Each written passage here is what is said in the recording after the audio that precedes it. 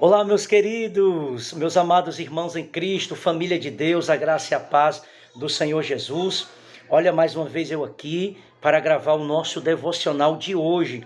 Hoje, 28 de janeiro de 2023, a nossa devocional de número 28. Como é bom poder estar aqui com os meus irmãos. Acabei de chegar de um culto maravilhoso, uma noite de restauração, de contrição, de quebrantamento. Foi lindo o agir de Deus. Estou gravando um pouquinho tarde, mas compartilhe esse vídeo, faça a sua devocional aí na sua casa e receba a palavra de Deus para a glória do Senhor Jesus. Nós vamos continuar aqui no Evangelho de Mateus. A gente tá vendo algumas reflexões, algumas aplicações das parábolas de Jesus Cristo, né? Essas histórias que foram contadas pelo Senhor Jesus e que têm lições preciosíssimas para a nossa edificação espiritual, para nos orientar acerca de verdades sobre o reino de Deus, sobre o reino de Cristo, sobre o rei e sobre os súditos do reino, que somos nós, igreja, que para a sua glória temos o privilégio de fazer parte desse reino. Hoje a gente vai ver aqui rapidinho a chamada parábola do mestre da lei. Né? O que é que nós podemos aprender com essa parábola? Está aqui no Evangelho de Mateus, nós faremos a leitura. Você também pode fazer a sua leitura aí em casa, todos os dias, né? Essas nossas devocionais, 365 dias com Deus, devocionais para te ajudar nessa caminhada diária com Deus. É muito importante, meus irmãos, todos os dias, de domingo a domingo, nós mantemos essa comunhão com a palavra, com o Senhor Jesus através da oração. E essas devocionais, essas palavras de reflexão, é para te ajudar a pensar sobre as coisas de Deus, fortalecer a tua fé e te ajudar a ter uma vida voltada para a Escritura e para a glória de Deus. Mateus 13, 51 e 52, que diz assim: entendestes todas estas coisas? Responderam-lhe, sim. Então lhes disse, por isso, todo escriba versado no reino dos céus é semelhante a um pai de família que tira do seu depósito coisas novas e coisas velhas. O que é que Jesus quis dizer com essa palavra? Né? Qual é o ensinamento que está por trás desses dois versículos, né? A parábola do mestre da lei. Há dois pontos aqui, há duas maneiras de nós interpretar, há dois pontos centrais que deve chamar a nossa atenção nessa parábola. Primeiro é o tesouro, né? Diz que esse pai, ele do seu depósito tira coisas novas e coisas velhas. Esse depósito, esse tesouro. Sempre eu tenho falado aqui que o reino de Deus, Jesus, essa comunhão, a vida de Cristo, a obra de Cristo, sua morte, seus ensinamentos, sua ressurreição, sua gloriosa vinda, todas as verdades do Evangelho, é esse tesouro maravilhoso. São essas verdades que não são novas, são antigas, já foram profetizadas, já foram reveladas a nós no Antigo Testamento, mas a revelação ela é progressiva, de maneira que o que começou lá no Gênesis veio se desenrolando, até chegar no chamado tempo da graça, da nova aliança, e aí o Evangelho se cumpre, as profecias se cumprem na pessoa de Jesus Cristo, e aí o Espírito Santo traz esse entendimento, esclarece, clareia o nosso entendimento para compreender essas verdades, esses princípios do reino de Deus que não é possível compreender naturalmente. Não é faculdade, não é livros, não é professores, não é doutorado, não é nada secular, não é nada natural que nos dá esse entendimento, mas é pelo Espírito Santo que ilumina o nosso entendimento para compreender a Escritura. É evidente que através de bons livros, de autores sérios, homens comprometidos com a fiel interpretação da Escritura, livros, é possível você compreender o texto sagrado, né? Então, todos esses meios são as riquezas riquezas do reino de Deus. E nós, cristãos, devemos desejar conhecer, devemos desejar esse tesouro, essas riquezas espirituais. Precisamos conhecer mais do Senhor Jesus, mais da sua palavra. Quanto mais nós mergulhamos, mais profundo, mais claro, mais próximo da luz a gente fica. E quanto mais próximo da luz, mais o nosso pecado, o nosso caráter é revelado. E aí a gente vai moldando o nosso caráter no poder do Espírito Santo ao caráter de Jesus Cristo. Então, primeiro é o tesouro recebido e o uso desse tesouro. De que forma nós usamos esse tesouro para compartilhar também com outras pessoas. Porque é assim no reino de Deus. Nós recebemos, mas não fica para nós. Esse evangelho que nos transformou, essa verdade, esse Jesus que foi revelado a nós, a pessoa de Jesus Cristo, sua vida, sua obra que foi revelado a nós, nós temos que desejar falar. Nós precisamos falar dele, nós precisamos anunciar e dizer que Jesus perdoa, e dizer que Jesus gera arrependimento, e dizer que se eu rejeitar esse Jesus, não há mais salvação para mim, só haverá condenação, porque ele é o único caminho, ele é o único Deus que pode me salvar. Então, o primeiro ensinamento dessa parábola do mestre da lei, o primeiro ponto diz respeito à intenção de Jesus ao ensinar. Jesus sempre quis ensinar e mostrar aos homens as verdades sobre ele e sobre o seu reino. E tirar a ignorância espiritual, a venda dos olhos. Muitas pessoas estão na ignorância, andando em religiões, em caminhos que pensam que são caminhos de vida, mas são caminhos de morte, porque são levados por tradições humanas, não tem a verdadeira iluminação do Evangelho. Então, Jesus sempre quis ensinar, orientar, discipular, para que as pessoas entendessem sobre o reino de Deus, que não era aquele reino humano, né? Os discípulos demoraram muito para compreender muitas coisas sobre o reino de Deus. As pessoas demoraram muito para compreender sobre a morte de Cristo, sobre a sua vida. Mas hoje nós cristãos dessa geração temos o privilégio de ter a Escritura revelada, a Escritura escrita para nos mostrar com clareza os ensinamentos de Cristo, as parábolas de Cristo, os milagres da vida, os ensinamentos, o padrão de vida que nós precisamos ter para que assim nós possamos ter uma vida frutífera, uma vida para a glória de Deus. Então, essa parábola explica que Jesus sempre se preocupou em ensinar, Jesus sempre se preocupou em mostrar o caminho, e é isso que ele faz conosco até nos dias de hoje. Se queremos aprender dele, ele vai nos ensinar. Peça sabedoria a ele e ele vai te dar. Jesus fez seus discípulos conhecerem as verdades acerca do reino. Ele habilitou os discípulos a serem como escribas, mestres da lei, ou seja, conhecedores habilidosos das velhas verdades presentes na mente de Deus, oculta desde a fundação do mundo, mas agora novas, pois foram reveladas diante da manifestação do Cristo prometido. Então, tudo foi revelado a nós, aquilo que era oculto, aquilo que estava apenas nessa transcendência, nessa dimensão espiritual na eternidade. O Verbo se encarnou e trouxe essa realidade para nós. Que coisa gloriosa, nós podemos compreender a glória de Cristo, a Trindade. É bem verdade que ainda existem muitos mistérios com relação a muitas coisas, com relação a Deus e a sua obra e os seus atributos. Mas eu lhe garanto, meu irmão, que tudo que nós precisamos entender e compreender já foi revelado. Nós não precisamos de novas revelações da palavra de Deus. Tudo já é antigo, é velho, já foi ensinado, já foi revelado. Só precisamos compreender, só precisamos entender, só precisamos sermos conhecedores. E esse conhecimento deve nos levar a uma vida de obediência. Esse conhecimento deve nos levar mais próximo a amar mais esse Deus, porque é impossível alguém que conhece a Deus, alguém que conhece Jesus, não amá-lo mais, não obedecê-lo mais. É impossível. Segundo a verdade desse texto, a ênfase, o segundo ponto aqui dessa parábola diz respeito ao uso desse tesouro. Primeiro, o tesouro é o ensino, é Jesus, é os princípios desse reino. né, que foi revelado a nós, que a nossa mente foi esclarecida, de maneira que está bem claro diante do texto sagrado. O Espírito Santo ilumina o nosso pensamento. Esse é o tesouro. Segundo, é como nós usamos esse conhecimento, como nós usamos esse privilégio de experimentar essa graça, esse perdão, esse amor. Será que é só para nós?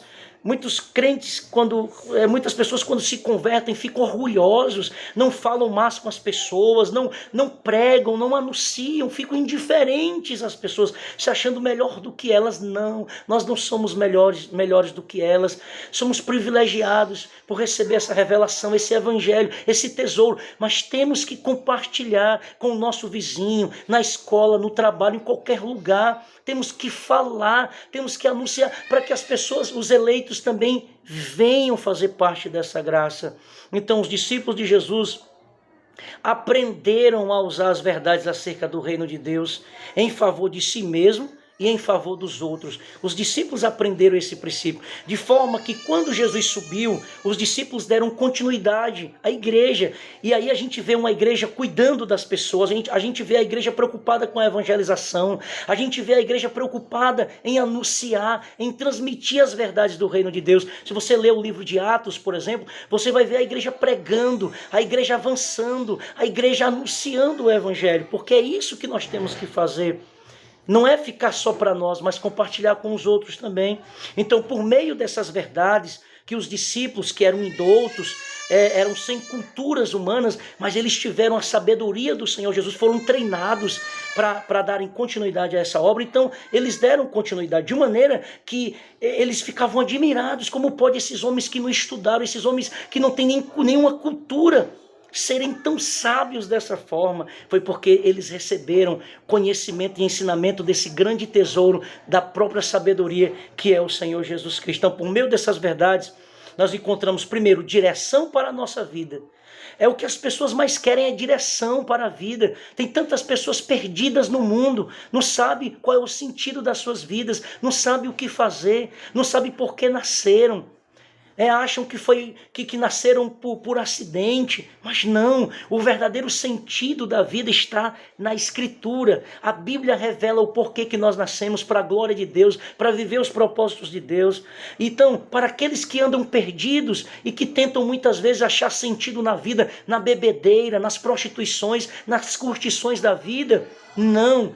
A verdadeira direção da nossa vida está em Cristo Jesus. Ele é a razão da nossa vida. Segundo, essa verdade gera em nós esperança em meio às aflições. Quantas vezes, quando nós estamos passando por dificuldades, a gente se desespera. Eu conheço o relato de pessoas que cometeram suicídio, quando se depararam com uma situação muito adversa, com aflições. Mas às vezes as pessoas não compreendem como é que um cristão, mesmo passando por problemas tão terríveis, ele continua sendo fiel a Deus, ele continua amando a Deus, ele continua feliz. É porque a alegria dele é Jesus, e Jesus lhe dá força para que ele passe pelas aflições. É um privilégio participar das mesmas aflições de Cristo Jesus, e nós temos uma promessa que ele está conosco. Essas aflições vão amadurecer o nosso caráter, essas aflições só vai nos aproximar mais do Senhor, mas isso só é possível quando nós compreendemos a Escritura, quando nós conhecemos Jesus, esse tesouro, quando nós temos esse evangelho bem claro no nosso coração e na nossa mente. Então nós temos esperança em meio à aflição. Terceiro, nós temos motivação suficiente para negarmos a nós mesmos. E aí a gente não vive mais segundo os nossos desejos, segundo o nosso coração enganoso, que é o centro da prostituição, do adultério. Jesus disse, o coração, o pecado nasce no coração. É daqui do coração que brota todas as espécies de mal. E quando nós temos a palavra de Deus, quando nós encontramos esse tesouro, quando nós conhecemos Jesus e confessamos a Ele, meus irmãos, nós negamos a si mesmo. Nós não queremos mais viver para as nossas vontades, mas nós queremos viver a vontade dele, porque a gente sabe, a gente compreende que a vontade dele sempre vai ser a melhor para nós. Então nós vamos nos deleitar, mesmo que a gente não compreenda, porque o pecado afetou a nossa capacidade de compreender as coisas de Deus, mas nós vamos aceitar e dizer sim à vontade de Deus. E em quarto lugar, Essas verdades nos levam a seguir a Cristo, a nos tornar discípulo dele, a confessar o nome dele e proclamar que nós somos dele, nós somos de Jesus, nós o amamos e nós seguiremos a ele até o fim. E ninguém vai nos afastar desse amor. Então essas 4 coisas, essas verdades nos ajudam a nos dar direção na vida, esperança em meio às aflições, motivação para negarmos a nós mesmos e seguirmos a Cristo. Todas essas quatro lições estão inseridas nessa parábola do mestre da lei, nos ensinamentos de Jesus Cristo. E os discípulos viveram essas verdades e nós também precisamos viver essa verdade. Caminhando aqui para o final, é uma grande alegria receber esse tesouro. Você é feliz por seguir a Cristo? Você é feliz por ter conhecido Jesus? Então louve a Deus, essa é a nossa alegria. Nós não podemos viver melancólico. É possível sim ter momentos de tristeza, mas a nossa alegria é o Senhor. Há uma teologia da alegria na Bíblia. Se você leu, por exemplo, a carta aos Efésios, Paulo fala sobre a alegria do cristão. E olha que quando Paulo escreveu a carta aos Efésios, ele estava preso. Olha aí, como é que uma pessoa presa escreve a carta da alegria? Só a graça de Deus, só o Evangelho pode fazer isso. Então, você está alegre em receber esse tesouro, esse grande tesouro, mas é nosso dever aplicá-lo à nossa vida. É o nosso dever viver essa palavra. É nossa obrigação viver, porque nós temos essa responsabilidade, porque o Evangelho foi revelado a nós. Devemos examinar a fundo a mensagem do Evangelho e responder com sinceridade ao discipulado. Ouvir, crer e obedecer aos mandamentos de Jesus Cristo. Esses 3 passos do verdadeiro discípulo. Ele ouve, ele crê e ele obedece. Essas são as 3 características de um verdadeiro discípulo. E é isso que nós temos que ver. São essas 3 verdades que nós precisamos praticar na nossa vida diária. Além disso, devemos nos comprometer com esta verdade como um todo.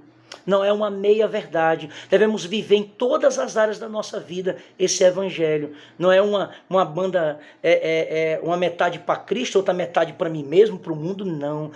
Ou somos totalmente de Cristo ou não somos. Precisamos viver toda essa verdade. Não há engano no Evangelho. Não há meio termo no Evangelho de Jesus Cristo. Não podemos reduzir o Evangelho às nossas preferências ou ao que nos deixa mais confortáveis. Eu não posso adequar a Bíblia à minha vontade. Eu que tenho que me adequar à doutrina de Cristo. É eu que tenho que abrir mão do meu eu para me obedecer à palavra de Deus. Eu não posso falsificar o Evangelho. Eu não posso procurar a Bíblia sobre os meus pressupostos e fazer com que a Escritura se adeque aos meus desejos, às minhas vontades. Não, a verdade tem que ser pregada, a verdade tem que ser vivida. E eu tenho que me submeter à verdade do Evangelho. E não receber apenas palavras que massageiam o meu ego, né? Mas eu tenho que ser confrontado com a verdade do Evangelho. Eu tenho que ser, o meu pecado tem que ser exposto pela verdade, porque aí sim vai gerar restauração e arrependimento. Se o Evangelho fala sobre Jesus como o único caminho de salvação, ou sobre o inferno como o destino das pessoas que rejeitam a Cristo, ou sobre a necessidade de renunciar à própria vida para seguir a Jesus, nós falaremos sobre essa verdade. Todas as doutrinas do Evangelho, contra o pecado, sobre salvação, sobre Jesus Cristo, sobre o inferno, sobre a ira de Deus, devemos pregar todas as verdades do Evangelho.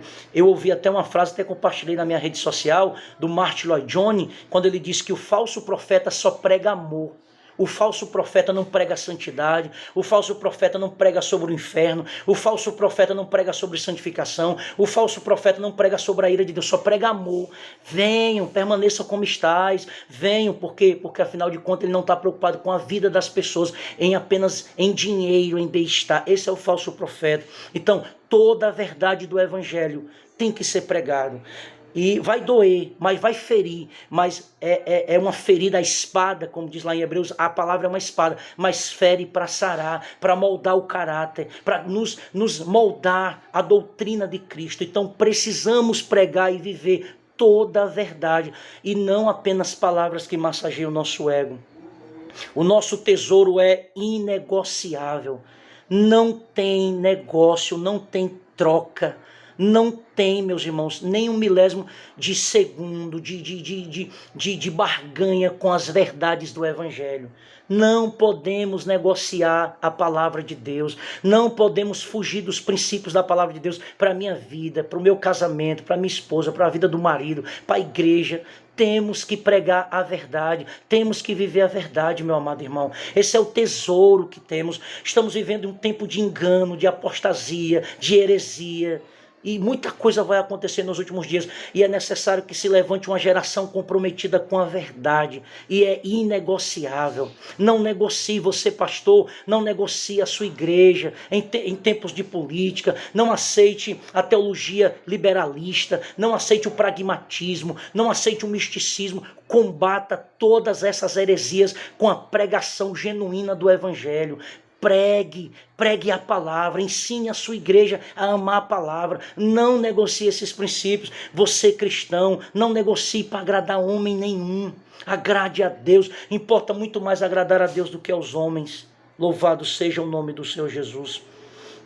Então, é também desse tesouro que tiramos os suprimentos para a nossa vida, ou seja, é por meio dele que sabemos viver como súditos do Rei Jesus nesse mundo.